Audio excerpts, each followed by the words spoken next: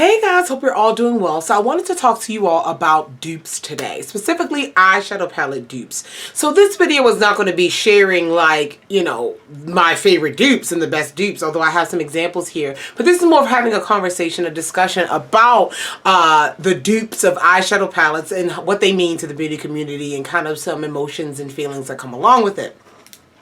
Been thinking about this for a while, so let's talk about it. First thing is, what is a dupe? So in general, a dupe of a product is usually a less expensive product, usually a product from the drugstore that behaves, looks, feels the same as a more expensive product. With that, there are like very, some people just have shade dupes for things. So like if you're looking for like your favorite MAC red lipstick and you find it in a NYX lipstick, that may be a shade dupe. But a true dupe, in my opinion, in terms of hair in my mouth, in terms of products are behavior, not just the shade, but the finish, the way it behaves in terms of longevity. All of those things should match exactly for it to be considered a true dupe of something. So that's with products. But in this video, I'm not going to talk about like lipstick dupes, concealer dupes, blush, bra, none of that. I want to specifically talk about eyeshadow palette dupes or replications, okay? The reason why is because this, I don't want to say causes a big stink, but it can, ruffle some feathers in terms of the beauty community. So what I mean by an eyeshadow palette dupe is an eyeshadow palette done by a brand that is obviously intentionally copying the color layout, the color configuration of another eyeshadow palette, where it's blatantly obvious that this is emulating this. And I have quite a bit of dupes in my collection. I love dupe brands, so I'll just tell you, give you some examples, and we'll just talk about how I feel about the situation. So for example, the best, I want to say like the biggest replicate type brand or dupe type brand was Makeup Revolution for a long point in time. They have a lot of original products. They have loads of original products, and they kind of make their own name for their own products now. But earlier on, they would do replications of products. And it's so funny because I don't have any pretty much of their old dupe palettes, but they would dupe things like, they would do a lot of Urban Decay Naked. So these were the old Makeup Revolution, like their Redemption palettes. You see this style. This is not duping an exact Urban Decay palette, but this style of palette with the skinny pans or whatever. And they had some that were like replications of Naked 1, Naked 2, Naked 3, etc. And so they would dupe Too Faced. They actually have a whole like chocolate bar line they do with Too Faced palettes. I think I don't. Anyway, their chocolate bar line and things like that. They also would dupe a lot of Kat Von D palettes into like the Shade and Light Eye situation. And so they did a lot of that. And they did it well. And my favorite actual dupe brand would be right now Alter Ego. It used to be Bad Habit Beauty. Bad Habit Beauty was famous for their dupes. You could find them on Shop Hush. But unfortunately, I think they either went out of business or revamped as skincare, because when I go to Bad Habit Beauty, that's what shows up, and Bad Habit is being sold at Ulta. It's like skincare though. I don't know if it's the same Bad Habit. I don't know. But if that's the case, the other Bad Habit is no longer to be found. And then Shop Hush, of course, as we know, went out of business, and that's where I got a lot of the palettes on clearance for like $2, $3, and I just wish I made an even larger order. But anyway, so Bad Habit Beauty made a lot of them. For example, here's some of their after hour palettes are directly inspired by the Huda Beauty 9-pan palettes, okay? Where she has the different themes of, the 9-pan palettes. We'll get back to this one in a minute, but for example, this is the Bad Habit. This is their Retro Love palette, which is a direct configuration copy of the ABH Subculture palette. We'll talk about that later. That was, Bad Habit Beauty had a lot of those that are duping a lot of different, more expensive palettes. I really like Alter Ego. Alter Ego is in that same family of Bad Habit. They might even have the same, like, team because their packaging is so beautiful, like their quality is so great, and they dupe more expensive palettes. So for example, I am wearing today, this is the Aurora palette from Alter Ego. I just picked this up. They just came out with it not too long ago. It's gorgeous. It's beautiful. It is a direct configuration of the Natasha Denona Sunrise.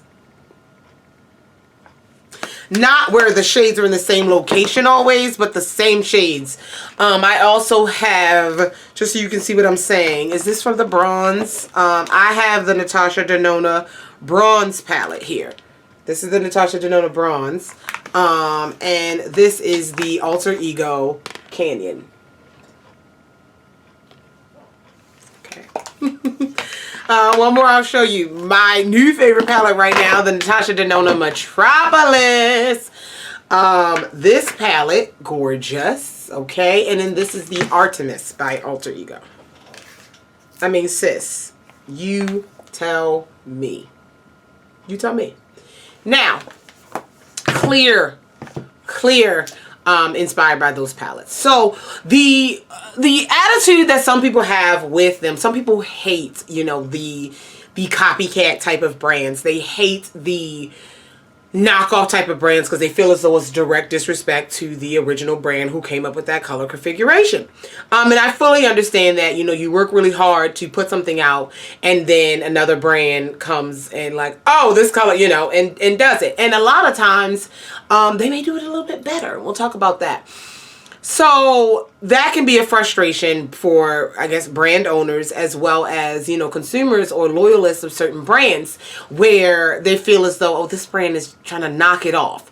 And I have a different attitude when it comes to makeup. So I don't like knockoffs in terms of, let's say, like fashion, but very specific. So like if I have a Louis Vuitton bag and which I think it's illegal to like put the Louis Vuitton logo on, so it's not real, and that's like a knockoff, trying to pass it off as what it is, trying to pass it off as a Louis Vuitton. I don't like that kind of situation.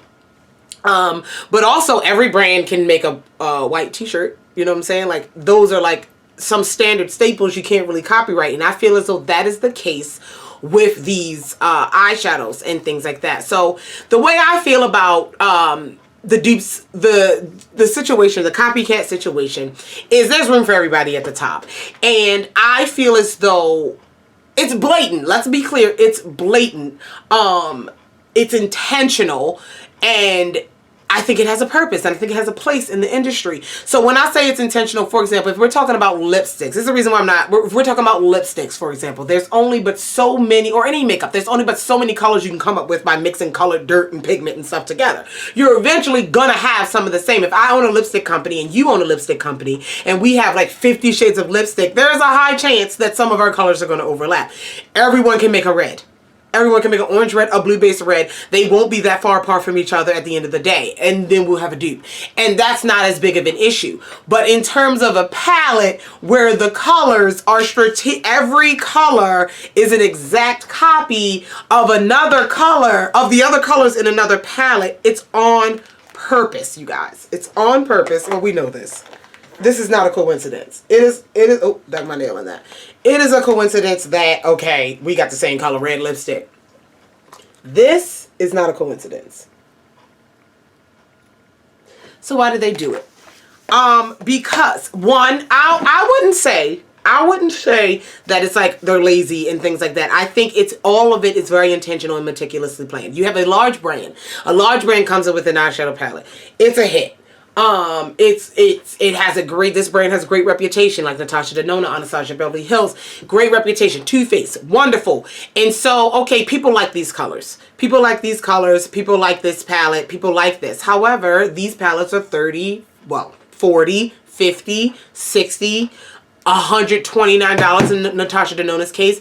They're expensive. They're very expensive. So if we can produce that same color configuration for you with just as comparable quality, or even better in the case of This Bad Habit, this retro love is better than the subculture. I'm just sorry, you know, controversial yet brave. if we can do it, why not do it and sell it at a fraction of the price? And I just feel as though with makeup, you're not walking around with the brand name on your face. You know, you don't know what makeup I have on. You have no idea what I am wearing. So it doesn't matter. It really doesn't. And labels shouldn't matter anyway, but we already know we live in that society, and that's fine. But yeah, you know, you see the videos all the time where we do half high-end or half drugstore, half dupe. It doesn't make a difference. Do I feel as though these lower end brands or these copycat brands are taking money from the higher end brands? Absolutely not. As I said before, there's room for everyone at the top. So unless you're a beauty reviewer, unless you're a YouTuber or Instagram reviewer where you need both palettes to compare and let people know, you know, this is an exact dupe, this is what you should buy, or this is what you shouldn't buy, blah, blah, blah. The average person is not going to have two. To be honest with you, the people that are buying the $65 Natasha Denona palette are probably not the same people buying Bad Habit, okay? The people that are buying Bad Habit are not the same people that are buying the $65 Natasha Denona palette. You know, if you're paying $65 for a palette, you're not paying $16 for it. If you're paying $16, you're not paying $65. And that's just how it goes. So I think there's two different audiences for these two different types of palettes. I think that it can be, I just think that with makeup, it's not really, you can't copyright necessarily, I don't think so, or trademark a formula. Or not a formula, a color. I don't think that's not how it works.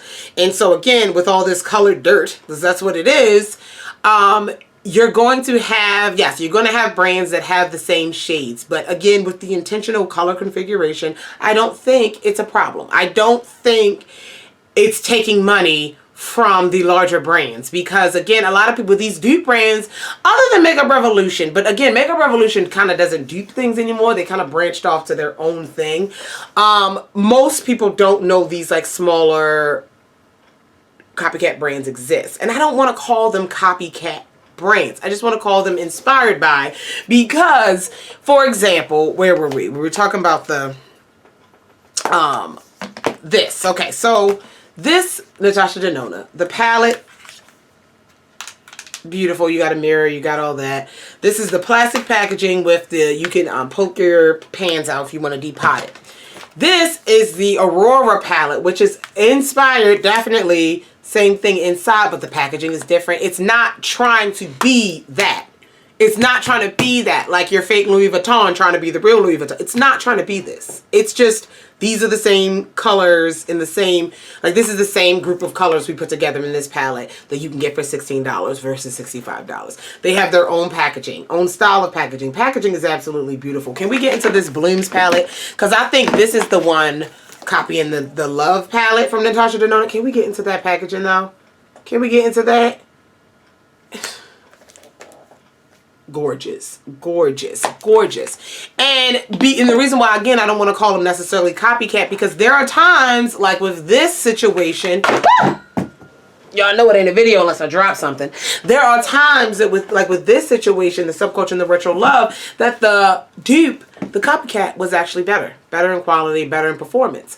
And these brands are not just, you know, back in the day, cheap, dusty powder. These are straight, beautiful, full-on, opaque, pigmented, blendable eyeshadows that are for a fraction of the price. And at the end of the day, when it comes to, you know, product development, marketing, all that, just because something is more expensive doesn't mean it's higher quality.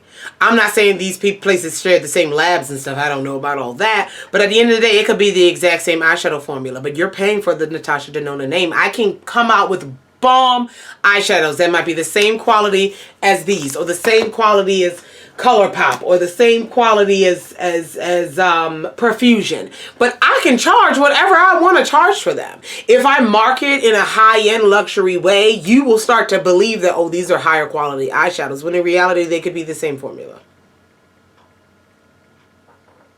Sometimes they're not. I'm not saying they are, but they could be the same formula. Just because something is more expensive doesn't mean it's higher in quality. They could pay the same amount of money to make these eyeshadows, but the difference may be that Alter Ego doesn't spend as much on marketing, or it doesn't spend as much on to be in a Sephora or an Ulta. I don't know. But I do enjoy copycat brands. I love Alter Ego. I want them to keep coming out with the brands. I'll show you some more of what I have from Alter Ego. I showed you... so this one is the Goddess palette. I got this one. I got the Artemis. This is duping, I think, the gold. Natasha didn't know the gold palette, which I do want. Now, here's the thing. Candice, you got the dupe. Why do you want the more expensive one? Because it's the reviewer in me. It's just for comparison, and this is my hobby. This is what I invest my money in. This is what it is. If I was an average makeup user and I like that gold palette, but the way my bank account was set up, this is what I'd buy. Absolutely beautiful. Also, with these pans pop out. They're magnetic as well. Just show us some love to Alter Ego. I love them.